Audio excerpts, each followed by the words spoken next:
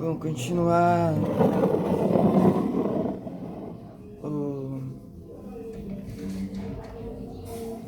a parte do Henrique Cunha Júnior aqui neste livro, esses artigos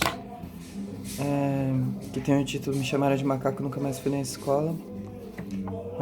Na primeira parte eu falei da primeira parte do texto. O texto tem 6 partes. A primeira parte que é para começo de conversa. Ele vai trazer várias coisas, né? Mas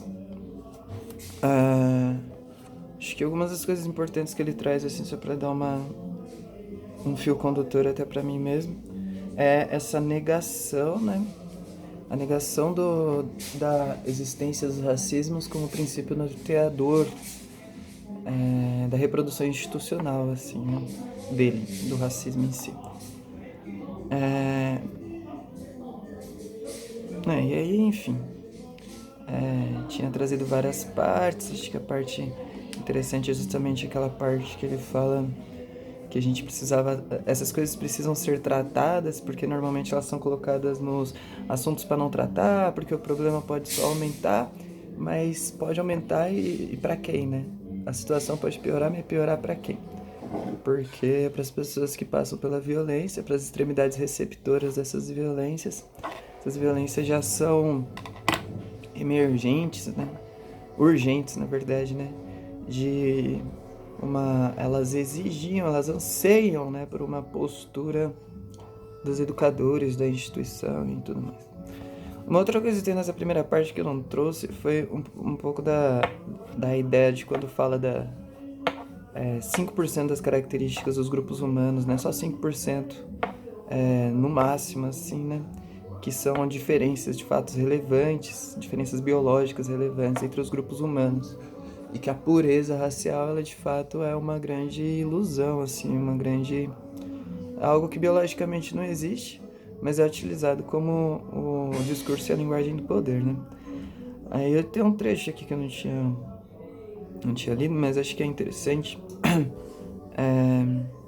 Que ele vai trazendo algumas coisas em relação a essas diferenças, essas poucas diferenças, e aí coloca assim, discussões sobre o Brasil no aspecto de formação do povo e da cultura têm se dado no esquecimento, negligência de que o português, quando chega em 1500 ao Brasil, já tinha sofrido forte miscigenação com os africanos, resultado, por exemplo, das invasões e ocupações mouras durante 700 anos na Península Ibérica, e de que esses mouros são os povos da Mauritânia, africanos arabizados pelas expansões do Islã, a partir do século VII, para não dizer também que o africano tinha contatos, trocas étnicas diversas com os europeus, a exemplo das invasões romanas na África.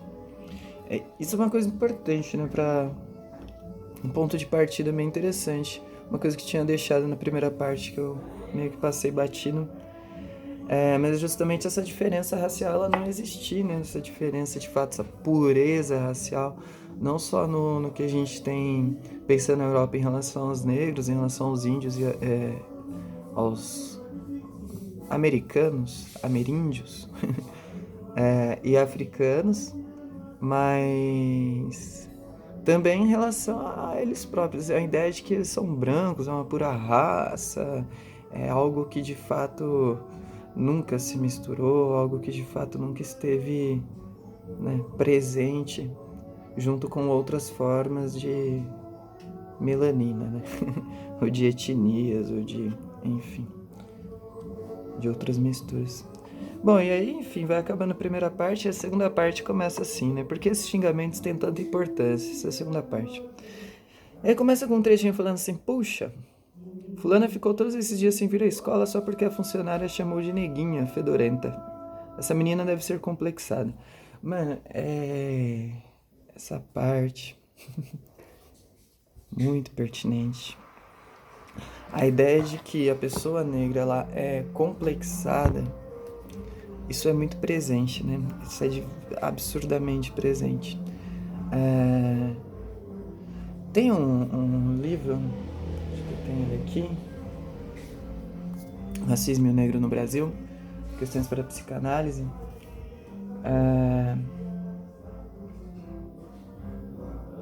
Enfim, foi de um evento, né, que rolou.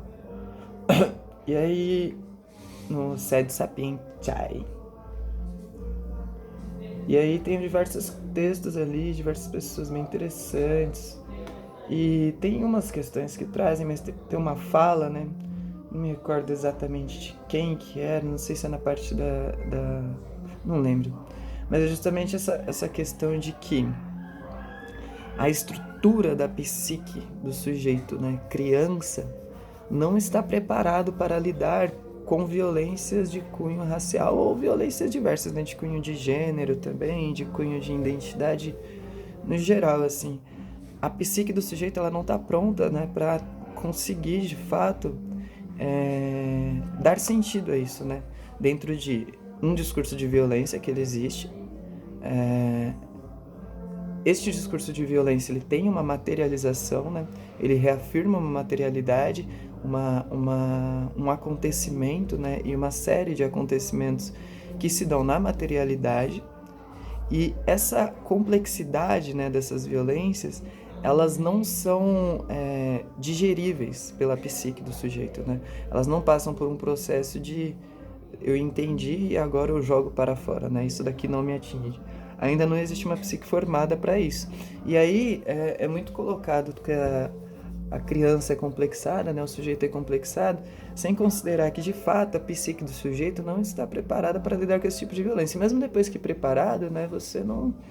Eu mesmo eu não sei. Eu não estou preparado para lidar com tudo quanto é tipo de racismo, né? Acho que aqui em São Paulo, no Sudeste é muito comum, assim, né? Você vai ficando meio acostumado, meio habituado a este tipo de racismo, né?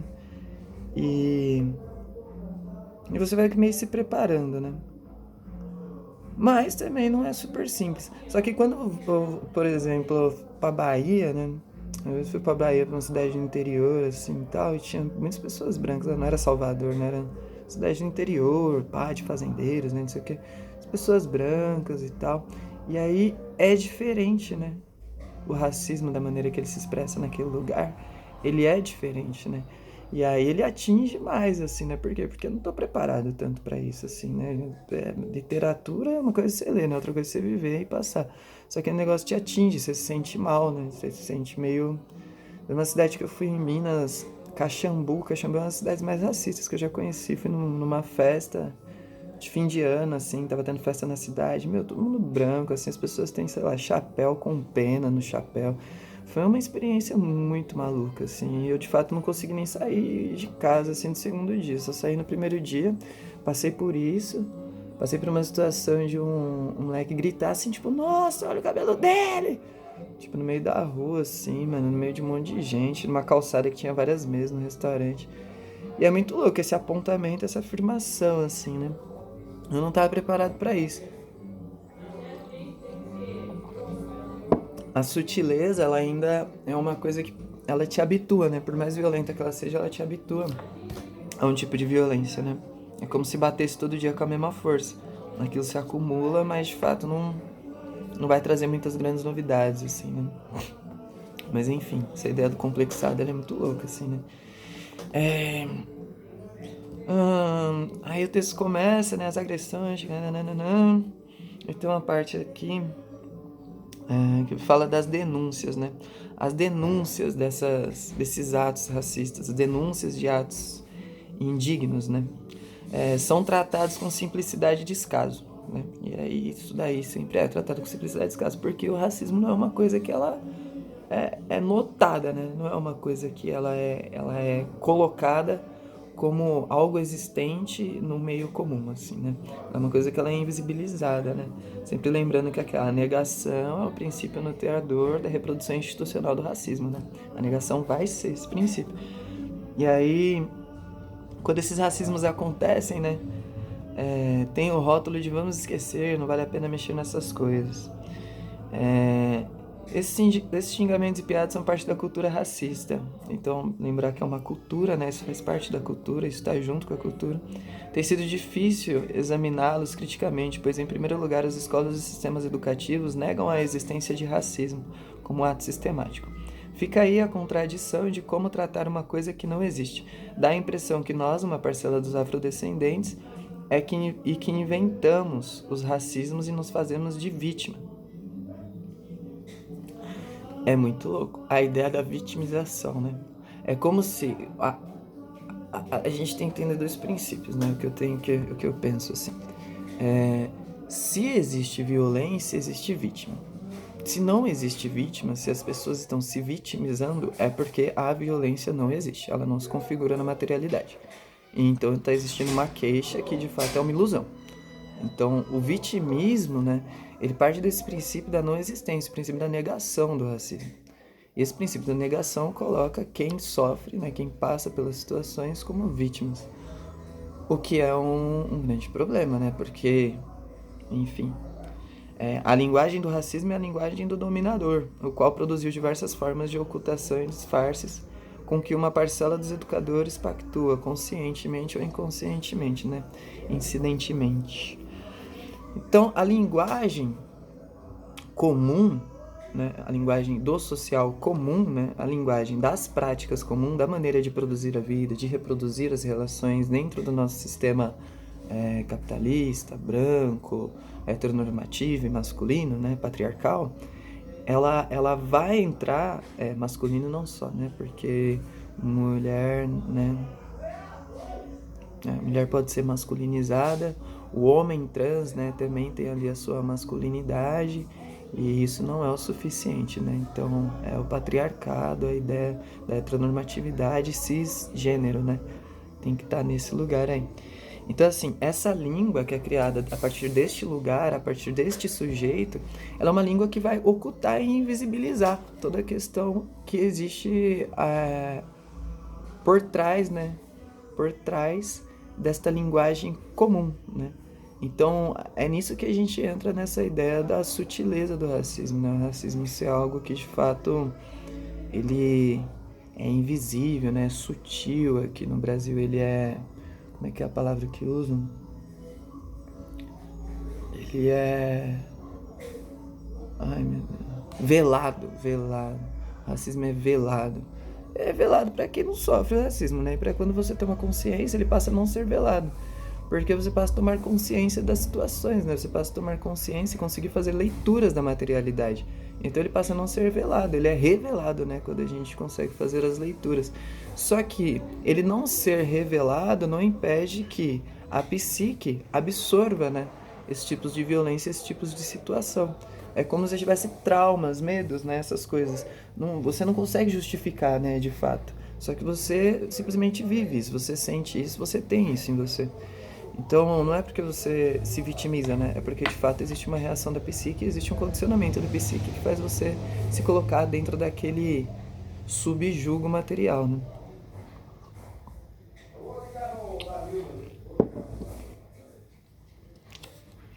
Ah, Henrique continua, é brincadeira. A cultura da naturalização dos racismos envolve todos nós e, portanto, não exclui as vítimas incautas de contribuir para o seu próprio tratamento pejorativo perante a sociedade. O discurso dominante não somente sanciona a prática do racismo, como também as justifica. Então, voltando, pensando de novo aí a situação escolar, né? Ou a situação fora da escola, também a situação cultural, né? A ideia da justificativa do racismo, né? Então você vai, mas sujeito ali, ó, nossa, ele tem o cabelo duro. Você fala, não, mas é o cabelo duro, como assim? Ah, tem o cabelo ruim, mas como assim ruim? Aí, não, é que é meio diferente, assim, né? Meio, tipo, não, é um problema, né? Oh, e aí? Fazer piadinha, né? Enfim, nem gosto de repetir, foram tantas piadas que eu vi na minha vida. Nossa, é tão muito louco, assim. As piadas que as pessoas vão escutando, né? Pessoas negras escutam são diversos padrões. E essas piadas, elas não são colocadas como violências, como coisas perigosas, como coisas... Não tem a relevância social que o Henrique Cunha Júnior, né, cita lá no começo. Não tem uma relevância social esse tipo de violência, né? Elas são escamoteadas. Então, existe uma reafirmação. Por quê, né? Porque, olha só... a vítima é destratada mais uma vez quando o ato de reação ao racismo não tem a devida compreensão, pois na reafirmação ao racismo, a vítima é tida como complexada, né? Mais uma vez, a ideia de você reage violentamente, né? Por quê? Porque uma violência age diante de você, né? Uma violência age em você, e aí você reage violentamente, né? Tipo, você não consegue filtrar aquela energia, aquele ato que veio até você e você reage. A reação, né, você dá um soco na boca de alguém, essa reação é tida como violenta. Ao mesmo passo que a ação, não. Né? Esses xingamentos, essas ofensas, essas outras violências, não. Então, é uma desviolência, né? Você desviolenta a ação violenta, né? Você tira ela, você relativiza ela, né? Você torna ela algo não relevante, algo não violento de fato. E, no fim, culpando a pessoa que agiu por reação, né? Que reagiu. O universo não aceita a forma de protesto da vítima e a transforma em corresponsável pelo que não está certo, imputando outro estereótipo racista, o de nós sermos complexados. Mais uma vez, né? Então, tipo, a pessoa que age violentamente, ela vai ser complexada, né? Ah, uma pessoa violenta, porque, nossa, olha lá, ela não tem paciência, né? Então, tipo, é a mesma coisa de você tomar um soco no olho e aí você não poder dar um soco no olho de volta, né? Como se a ideia da legítima defesa, né? Tipo, pô, alguém ia, né? Enfim, legítima defesa, né? A ideia da legítima defesa é anulada, sendo que ela é reconhecida até institucionalmente, né? Ela é reconhecida culturalmente quanto institucionalmente. Então, ela é ignorada, ela é negada, né? Então você, nessa negação, você tem uma reafirmação do racismo, né? Tipo, o racismo ele vem duas vezes, né, nesse caso. É. Bem interessante. Acompanhado de e sobre a escola, esse trecho aqui é muito interessante. Os resultados das agressões elevadas às respostas violentas de alunos e alunas afrodescendentes. Respostas essas acompanhadas de punições disciplinares sobre apenas e unicamente os que sofreram a primeira agressão, os que foram vítimas do racismo. Essas agressões vão para essas pessoas. Eu fui expulso de uma escola por causa disso, né? Tipo, outras pessoas não foram expulsas comigo e a justificativa da diretora, eu e mais 4 pessoas, só eu fui expulso. A justificativa da diretora, enfim, né? Era uma justificativa que se enquadrava aqui, né? Vítimas repetidamente desrespeitadas, né? Você é desrespeitado tanto no racismo quanto depois. Isso causa revolta nas pessoas, com desdobramentos não considerados pelos sistemas educativos, resultando em descompassos maiores ou menores do alunado afrodescendente. Então, enfim, né? Tipo, havemos não, né? Mas enfim. Penso que considerar, né, estas coisas, você passa a interferir na materialidade da relação educacional, da relação escolar, fazendo com que essas assimetrias, descompassos maiores, né, eles sejam meio que, né, não eliminados, mas pelo menos você tenta, né, amenizar o impacto disso na vida do sujeito que está na extremidade receptora desses racismos, né. Bom, e aí ele vai para os fatos de insultos racistas, não sei o que, aí ele cita algumas pesquisas, né, alguns estudos, que acho que é importante aqui para quem quiser referência também, para eu registrar. Dissertações de mestrado, a dissertação de mestrado de Francida Guia, de 99, Delma Silva, de 99 também, me explicam sentimentos e ressentimentos do alunado. Isso em Fortaleza e Recife. Eliane Cavaleiro, em 98, nos demais passos da Escola da Cidade de São Paulo, e também se depara com as mesmas questões nos discursos, conversões cotidianas, sudestinas. Aldemir Lopes, com sua dissertação, Memórias em São Carlos, interior paulista. E nananã, né? Isso vai continuando. As análises demonstram não apenas a existência dos fatos, mas indicam como eles contribuem para baixar a autoestima e para o insucesso escolar dos afrodescendentes. Essa parte é muito importante, né? A ideia da autoestima, né? Porra, velho, tanto vai acontecendo, né? No não reconhecimento de si, né? No não reconhecimento, na legitimidade de si quanto sujeito e quanto a identidade que é associada ao sujeito, né? A pessoa negra, ela vai ter uma identidade associada a ela, né? Ela tem a imagem associada a ela, que inclusive eu tava falando um pouco disso na última vez aí, que eu comecei a falar do texto do Henrique Cunha, e no final do vídeo passado eu falei que era o Stokely Carmichael, né, que fala dessa questão da imagem ser associada ao sujeito. E não é o Stokely Carmichael, é o John Henrik Clarke, né, que é muito importante lembrar aí, John Henrik Clarke. John Henrik Clarke. Enfim. Essa questão da autoestima, né? O sujeito é negativizado. A identidade atribuída a ele é uma identidade que ela é negativizada. Por tabela, o sujeito vai se perceber dentro dessa identidade, né? vai se perceber identificado a partir disso, e ele vai, junto com ele, atribuir todos os complexos negativos, né? Todas as características negativas que vem com esse sujeito negativizado. Por isso que é importante também, né, a ideia da gente ter uma representatividade dentro dos heróis do ensino, né? Você tem lá os heróis da história, lá os heróis da história são todos brancos, né? Os negros só aparecem na história do Brasil como escravos, escravizados, né? Eles aparecem, na verdade, como escravos, né? Eles não aparecem como escravizados. Escravizados já é uma outra questão, né? Já é... O Henrique Cunha Júnior põe bastante isso lá no Territórios Negros, Bairros Negros, né? Escravizados e escravizador. Não existe senhor e escravo, né? Existe escravizados e escravizador. É um pouco importante mudar a relação, né?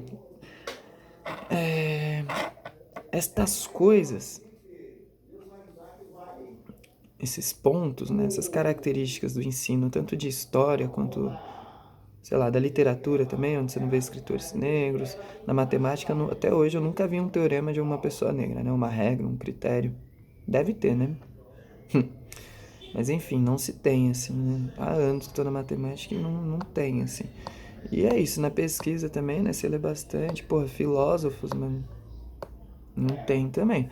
Então, ao que parece, são um tipo de pessoa que pensa, né? São um tipo de pessoa que faz as coisas. E aí você fica meio que, né, cria na sua cabeça a imagem de que, de fato, você não vai fazer essas coisas. Por quê? Porque a identidade do negro ela é associada a você. Essa imagem é colocada em você, né? E ela é reafirmada diversas vezes por diversas violências e racismos, né? Então, a gente é racializado. Essa é a ideia da racialização, né? Também. Bom, aí ele fala um pouco que a mídia reforça, né, essa ideia, desprestigiar, inferiorizar e rebaixar afrodescendentes, não apenas como pessoas, mas sobretudo como cultura. É sempre isso, né? Tipo, a ideia da cultura. Você tem lá, pô, qual que é o samba que é azeite? Samba que é azeite é Vinícius de Moraes, é Tom Jobim, é Chico Buarque, é, sei lá, Caetano, sei lá, até Caetano. O Tom Jobim e o Vinícius de Moraes, eles vão cantar lá na Itália, né? Cantar na Itália e fazer afro-samba. Tipo, pensa bem, né? Vamos pensar bem sobre isso, porque né, não precisa nem pensar bem, na verdade, né? Você tem isso, pessoas da elite, pessoas brancas, pessoas que são reconhecidas pelo meio acadêmico, pessoas que fazem parte de uma hegemonia cultural, né? Sendo representantes do samba, né? Sendo representantes do... Enfim, da cultura negra, né? É louco isso. Bom, na escola essas agressões são insuportáveis, sobretudo porque os indivíduos vêm esperando da escola um terreno de igualdade e justiça. Tchananana, nesse ponto aí, infelizmente acontece que a maioria das crianças afrodescendentes toma consciência da sua cor da pele pela via do racismo nas instituições de ensino. Bom, aí ele acaba esse segundo capítulo aí, segunda parte do texto, titulado Por que os xingamentos têm tanta importância. Então, mais uma vez, né, retornando à questão escolar e à questão da cultura, né, espera-se justiça institucional, né, espera uma justiça institucional. A gente espera que a instituição em si, ela não compactue com o racismo, né, espera que uma instituição escolar, onde você tem lá uma introdução, né, onde você vai sendo introduzido ao exercício da sua cidadania, né, a você ser visto de fato como uma pessoa física e que você de fato é um sujeito como os outros e que você de fato é sujeito com igualdade de direitos diante da nossa república democrática de direitos, né? Então, aonde você é iniciado dentro da democracia, né, dos direitos, república, onde você é iniciado dentro disso, né? A gente espera uma ideia de igualdade, uma ideia de equidade. Por quê? Porque esse é o discurso que é vendido, né? Que somos todos iguais. E aí, quando você vai ver, não somos todos iguais, né? Não somos todos iguais. Olha só o que acontece. A gente não é todo mundo igual. Quando a gente não é todo mundo igual, a gente tem que parar para perceber e começar a pensar um pouco sobre as diferenças que tornam esses sujeitos desiguais, né? Quais são as diferenças que tornam esses sujeitos desiguais? Bom, no caso dos afrodescendentes, a gente tem uma escola, né, que é uma escola racista, que vai colocar nesses sujeitos essa questão da identidade, que eu já falei, e esses sujeitos vão ser identificados e passar muitas vezes a se identificar, né, a partir da identidade que é atribuída a eles. Só que essa identidade ela é sempre negativizada, ela é sempre negativa, ela é ruim. Então, os sujeitos passam, né, a tomar consciência da sua cor da pele por via da violência. Então é por via da violência a afirmação, né? A afirmação disso vem por via da violência. Você é violentado e você vê, opa, estou sendo violentado por quê, né? E até você entender demora muito tempo. E aí volta para a questão da psique não está ainda formada, né? Até você entender isso demora muito tempo. Isso leva, porra, isso leva uma cota, assim, né? Isso é quando você não internaliza e passa a reproduzir, passa de fato a achar, não, a negra é inferior, mas as pessoas negras são inferiores, eu sou uma pessoa negra e eu sou exceção, né? Eu dei certo na vida, mas o resto das pessoas negras aí não. Então é esse lugar aí, né? Essa inferiorização e essa internalização. Bom, e aí acaba a segunda parte. Deixa eu ver se ainda tá gravando. Firmeza, ainda tá gravando. Terceira parte.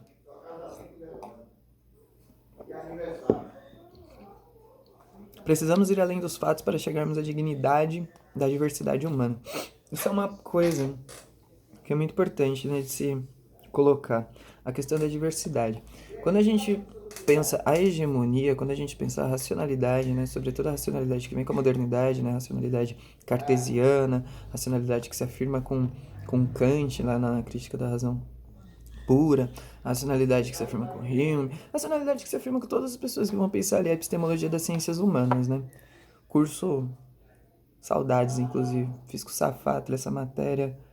Safatli é interessante, mas é bem bom, assim, o curso, mas pensar isso. Essa epistemologia, ela nega a diversidade, né?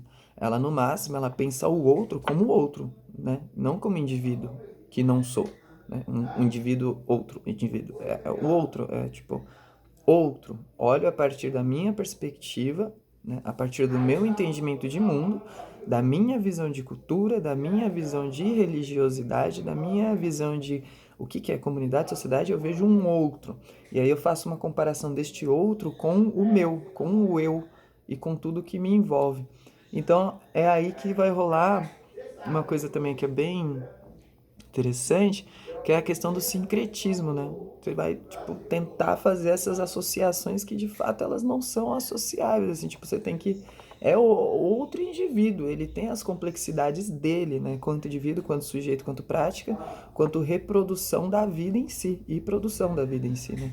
Ele é outro indivíduo, não é outro, né? Não dá para objetificar e pensar o negro, por exemplo, como não branco, por exemplo, né? A gente tem que pensar a pessoa preta, né? A pessoa que, tipo, reivindica o seu lugar, que tem o seu lugar no mundo, que tem a sua perspectiva, tem a sua cosmovisão, tem a sua cosmologia, tem a sua ética, tem a sua moralidade. E por mais que a gente seja ocidentalizado, né? E a gente tem uma espécie de monorracionalidade, né? Como fala ali a Weine.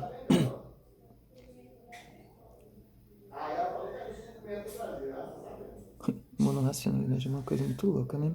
Mas como a gente tem essa monorracionalidade, a gente não consegue pensar uma plurirracionalidade, né?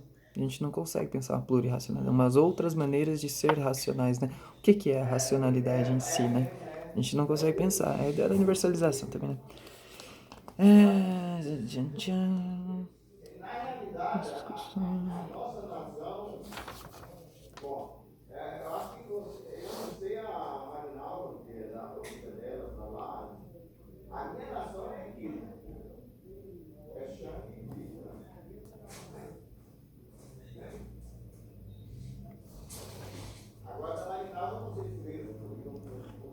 Ah, então, sobre o apagamento histórico, né? Sobre o epistemicídio, assim, também.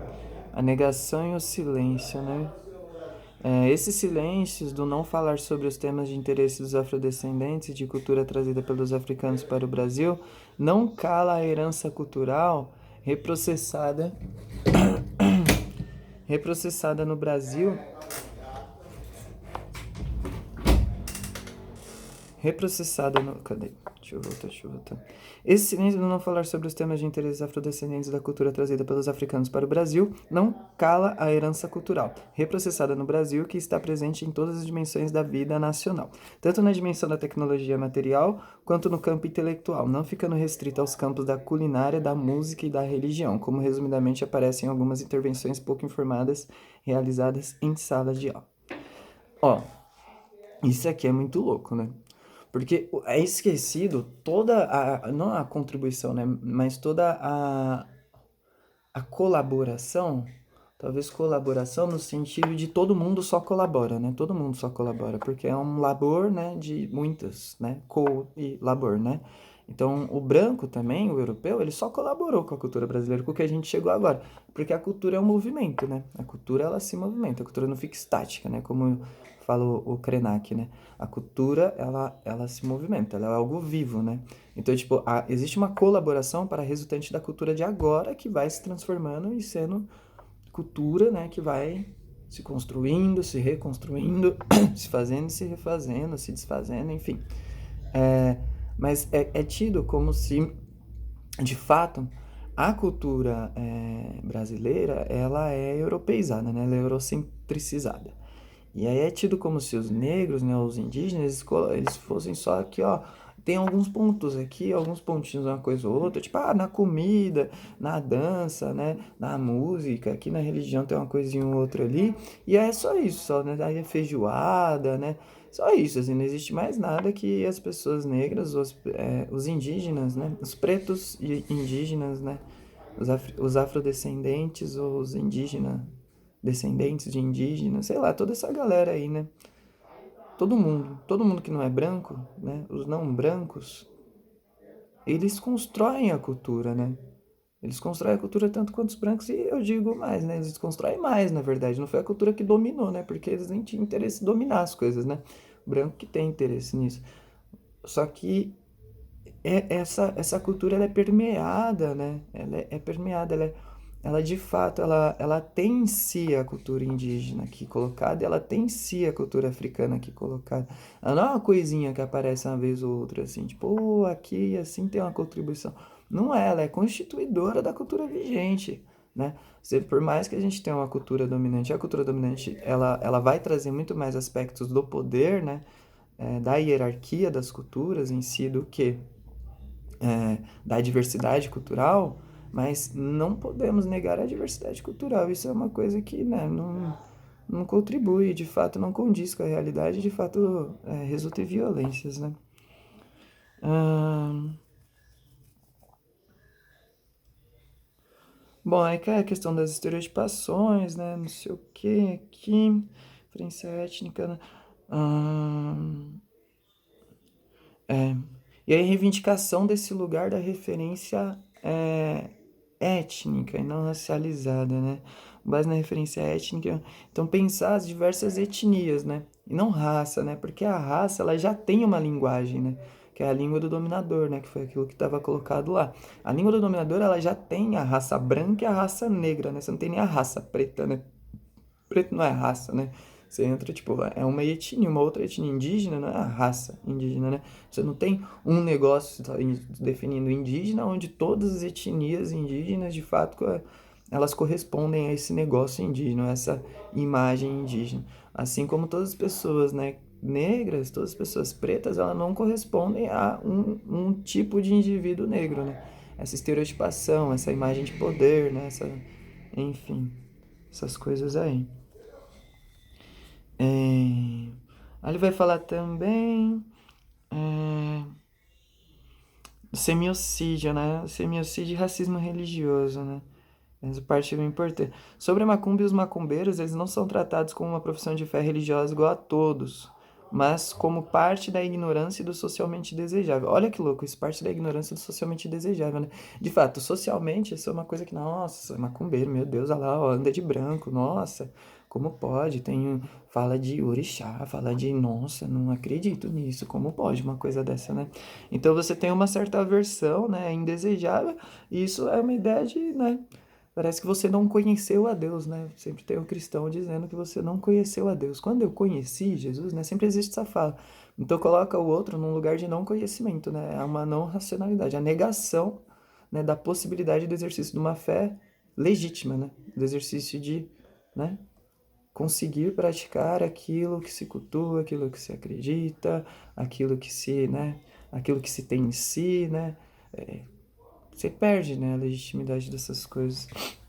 Os estereótipos associam a macumba a bruxarias, exorcismo e seitas satânicas, as quais fazem parte inicialmente da cultura europeia e não africana. Diabo na África, assim, né? Demônio, o Lúcifer é uma coisa que, né, não... Fazer o quê, né? Não tá lá, tá na Europa, né? A gente tem que pensar no cristianismo depois de Roma, invadindo Grécia, o poder judaico-cristão, as reformas e tudo mais, tipo, fratricídio de cristão brigando com cristão de diferentes vertentes, enfim, né? Tem que pensar ali, né? Não tá na África a ideia do demônio, a ideia do inferno, ou qualquer coisa do tipo. E aí, essa ideia do maniqueísmo, né? Esse negócio de pensar sempre o lado de cá, né? Você tem dois potinhos, né? O potinho de Deus e o potinho de não Deus, ou seja, diabo, né? Então, todas as coisas que você vê na vida, você tem que colocar o do lado de Deus e o do lado do diabo. Como que você chega nas do lado de Deus? Você lê a Bíblia? Não, você não lê a Bíblia. Não é sempre que você lê a Bíblia. Muitas vezes você vai lá ouvir alguém que fala sobre a Bíblia, né? Talvez o pastor, o padre, ou um líder religioso, sei lá que seja. Ou às vezes você lê, né? Mas aí você tem mesmo assim na Bíblia, você tem um potinho, né? Então, por exemplo, né? Uma pessoa que comete absurdos, mas ela é um líder religioso, uma líder religiosa, ela não vai ser tida como, essa pessoa era uma pessoa de Deus, né? Essa pessoa é uma pessoa de Deus e fez merda. Não, esta pessoa, na verdade, ele não é um cristão de verdade, né? Ele não é, porque o cristão de verdade está do lado de Deus, ele não está do lado do diabo. E nessa a gente justifica diversas violências, né? Porque enfim, né? Diversas violências, erros, equívocos, a gente justifica diversos dramas históricos, assim, né? Porque, porra, os cristãos vão falar que os cristãos que fez besteira não era cristão de verdade. Os comunistas vão falar que os comunistas que fez besteira não eram comunistas de verdade. Os socialistas vão dizer que os socialistas que fizeram besteira não eram socialistas de verdade. Os guerreiros que não eram guerreiros de verdade. Os nananã não era de verdade. Mas não era de verdade. Nunca é de verdade. Nunca é de verdade, né? Nunca é de verdade. Então nunca dá pra ser aquela extremidade, né, da bipolaridade. Nunca dá pra ser a extremidade da verdade. É sempre a extremidade da mentira, né? Então essa percepção maniqueísta, né? Esse negócio de tipo não, mano. Né? Acho que é importante começar a entender que, tipo, aceita, né? Aceita, tipo, isso faz parte, isso é parte constituidora das coisas que a gente acredita. E aí a gente tem como que isso se apresenta na materialidade da vida. Se se apresenta na materialidade da vida e isso acarreta problemas, não é negando que a gente vai de fato resolver. Né? A gente tem que assimilar, né? A gente tem que tomar esses problemas e começar a pensar a crítica e a construção das coisas a partir desses problemas, porque senão a gente fica em grandes devaneios, assim, e só ilusões de o que pode ser, o que pode ser, o que pode ser, mas desconsiderando o que já foi, né? E aí olhar a história como se fosse só um plano de fundo, assim, né? Como se fosse um plano de fundo e o que importa é o contexto tá ali na frente, né? A história não tem muito a ver com isso. Aí a gente tá cometendo um equívoco, assim, né? Um equívoco eu não sei, mas enfim, né? Os neoliberais gostam bastante dessa ideia aí. Ah, bom, tem mais, né? Subconsciente despretígio. Deixa eu ver quanto tempo tá. Bom,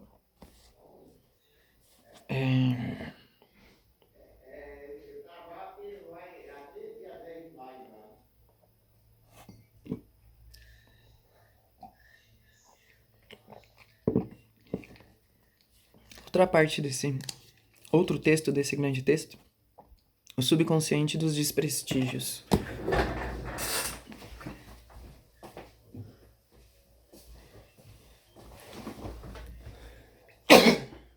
Eita, coronavírus. Não, tomara que não, né? Mas é isso. Que coisa louca esse isolamento, né?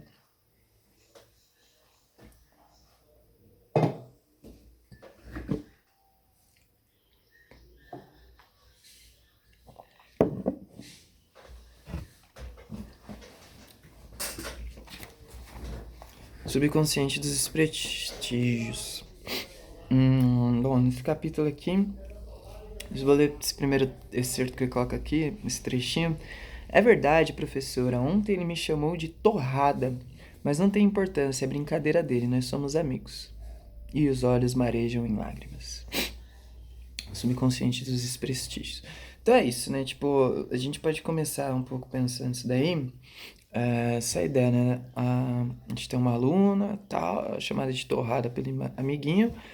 Mas não tem importância a brincadeira, enquanto ela fala que não tem importância que a brincadeira, ela, né, tem os olhos lá que ficam todos à beira da cachoeira, né?